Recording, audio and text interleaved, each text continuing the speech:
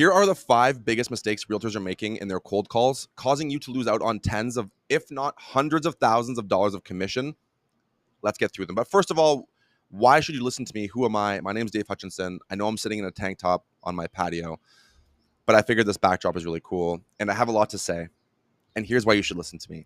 I've sold real estate across multiple countries, Mexico and Canada. I've built a team up of 26 agents, tore it back down, rebuilt it. I'm the vice president of growth. I'm the vice president of growth of Valerie, which is Canada's first AI brokerage. And I have a real estate community of over 500 agents from across the entire world that all share their ideas, their wins, their losses. And I've created that community. We also have a exclusive paid community as well on top of that. That's my little intro. And I want to get into, more importantly, why. That's a little bit about me, but let's talk about the 5 biggest mistakes that realtors are making on these cold calls. Number 1 is the small talk. Okay. I hear people all the time. This is how they answer the phone. Hi, it's Dave from Valerie Real Estate. Is this X? Hi, how are you? Right? That friendly is great. Okay. But these aren't your friends. Skip the chit chat, get to the point. Okay. They don't want to talk small talk with you. Nobody wants to small talk with anybody, right? These people have something they need to find out. They're requesting information, and guess who has the information? You do, right? Give them the information. There's nothing worse than being like, hey, it's Dave from Valerie. How was your weekend?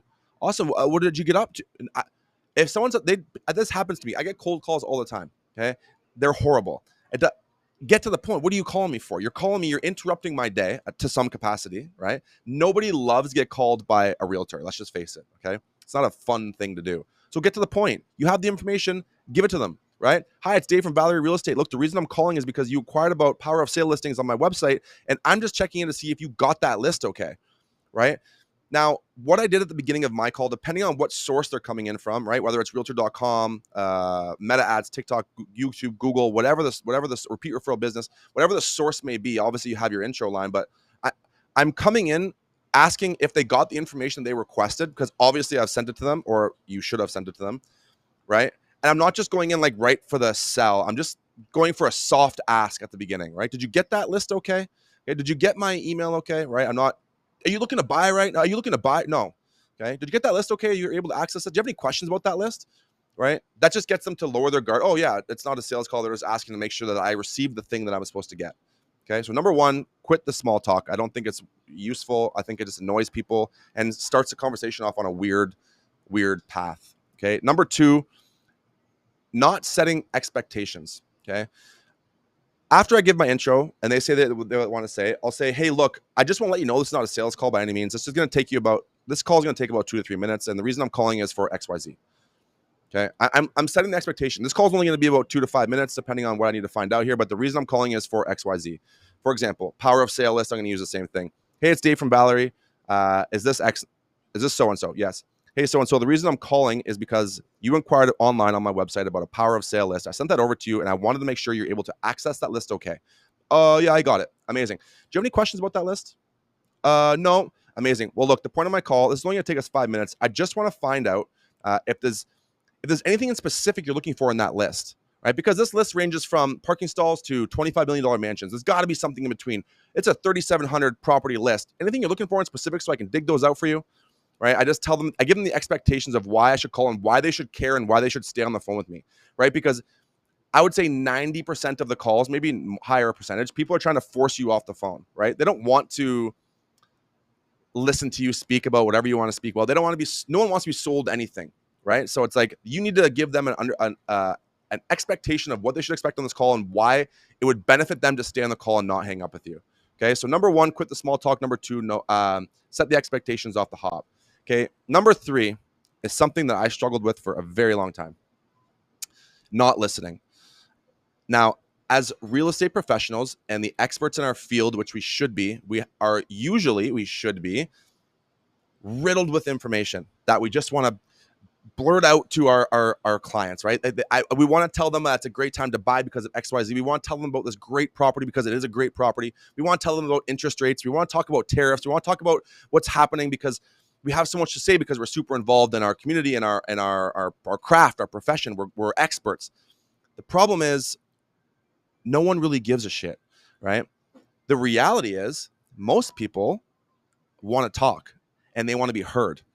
So to win a conversation, not to win, I shouldn't say it, to win the conversation, let's be straight up here, right? To get to the goal of where we want to go, right? We need to let our clients speak. With that being said, okay, you need to actively listen, right? Whoever, in my opinion, is in control of the conversation is the one asking the conversations. Now, I had two issues myself when I was doing this originally. One, I would speak so much because I was maybe, truthfully, a little, I questioned my own ability when I was a newer agent. Obviously, I questioned my knowledge. So I felt that if I spoke more and used bigger words, maybe they would feel like I was a professional. Maybe they would believe that I'm the professional that I said I was. It wasn't until I rewatched my videos and re-listened to my phone calls that I realized that their eyes were rolling in the back of their head of boredom because they didn't give a shit about what I wanted to say. I just called them out of the blue. Imagine getting a phone call out of the blue and someone just rambling about interest rates. Like, what a nightmare of an experience. I wouldn't wish that on anybody, honest, right? But I thought that's what I had to do because I was a professional and I had to demonstrate that. The other problem, number two, of what I had to overcome was actually listening. I understood eventually to the point that I had to be the one asking the questions to control the conversation. Okay.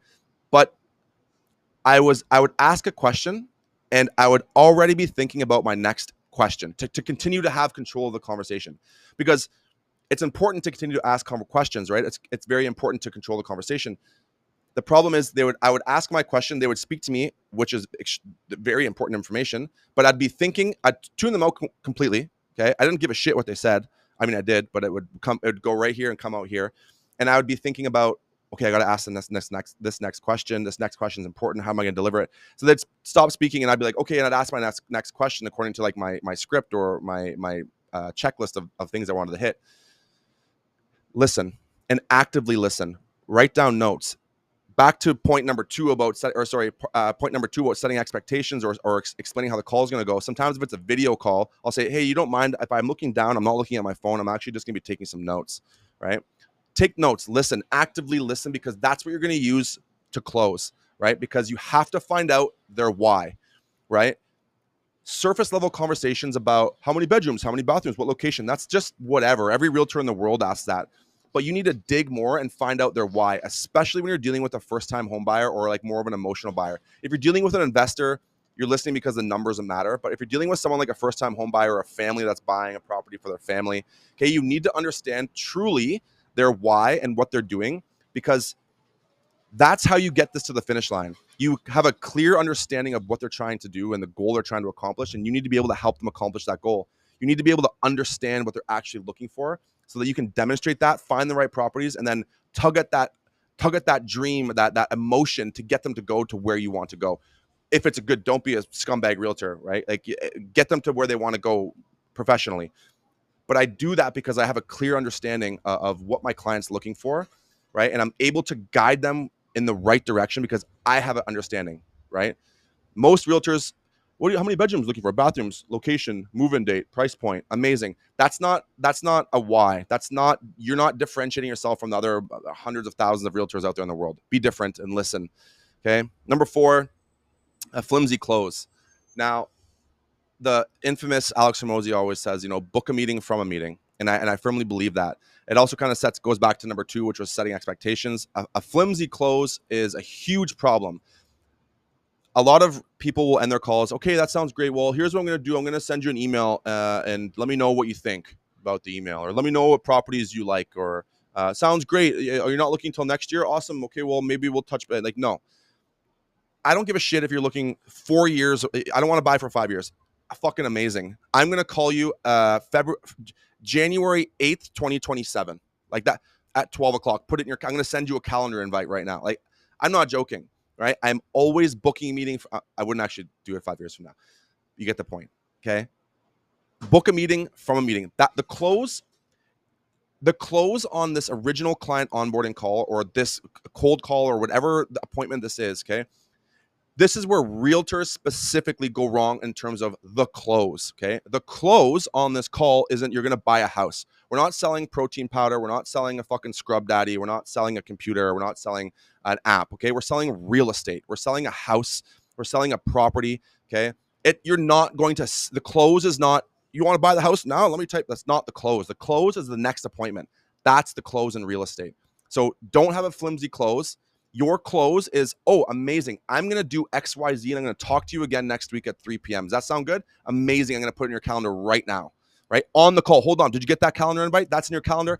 Don't, okay, I'll put it in your, I'll email you over something. No, I'm talking to you next week at this time. It's in your calendar. It should be. Can you check your phone right now? Actually, is it in there? Okay, can you confirm that? Amazing. If you're on the phone and you have that conversation, I'm going to call you this time. This time, it's in your calendar. You got the invite, and they don't answer. That's. I would feel bad. They're not going to not answer because they're like, shit, I just confirmed this on the phone. I have to be there. At the worst, they're going to text you a couple days before and cancel. But at the very least, that's the close. Okay. Number 5, weak or non-existent follow-up. Okay. After every single call that I have, they're getting a text from me saying, thank you for the time. Looking forward to our appointment next week at X time. Thanks so much. Okay. And not just once, right? Some people may come to you because they want to buy in a year from now and they're just looking. No problem. Back to number 2, setting my expectations. If you're not looking for a year from now, no problem. I'm going to periodically send you a lot of information about buying real estate, different sales, different deals, different areas, different interest rate, different announcements. I'm going to send you a bunch of information over the next little bit so that you can stay updated so that when the time does come to buy, you're going to be super educated and ready to go along this process, right? I set my expectations, but that's also a part of my follow-up. Okay. It's very rare that you're going to get a phone call from someone. They're going to say, yeah, I'm looking to buy, and they're going to go see properties tomorrow and they're going to put an offer in. It doesn't really happen like that. Not, at least not often. Sometimes amazing. Okay. So number 5 is the weak or non-existent follow-up. You need to be following up with these people many, many times. Just because you had one call with them doesn't mean you can never contact them again. Whether it's a Google Excel sheet or your CRM system, whatever program you have to make sure that you don't miss certain people, right? For me, I use Follow Up Boss. Every single person I talk to, I have every profile, every client profile is extremely detailed. I get in good habits, and you should too. I know what stage they are in the buying process, whether they're active client, hot, warm, cold, whatever. Okay. I know where they came from. Okay. And I have tags that specify certain unique factors about that individual person, or whether they're buyer, seller, renter, whatever. Doesn't matter. Okay. But first call is just like you're just scratching the surface. Okay. The follow up is where you're going to make that actual real estate close. Okay. Because you have to stay on these people. If you don't have a close or it's non existent, you're never going to make money in real estate. So these are the 5 cold calling mistakes that are destroying deals for you. Number 1, quit the small talk, get to the point. Number 2, set the expectations fast and from the beginning. Number 3, actually listen. Shut up and listen. Okay. Actually listen. No. Okay. Number 4, flimsy close or no close. Number 5, a weak or non-existent follow-up. I hope this helps.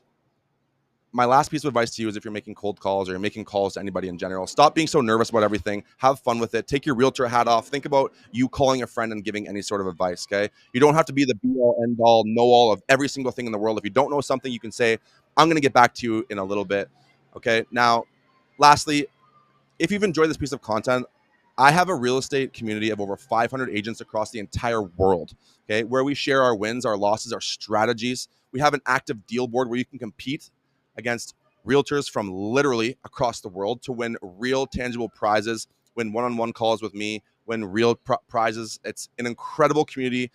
And if you're a new realtor looking to get information and you feel silly about asking certain questions in certain environments, this is not it. This is a safe environment for new realtors to come in, ask the questions they want to get asked, meet realtors from across the world, build your referral network, okay? Meet great people and like-minded realtors. So if you're interested about that, I'll have the link in my bio. And thanks again for watching. If you're new here, subscribe, like, share it. Appreciate it. See you the next one.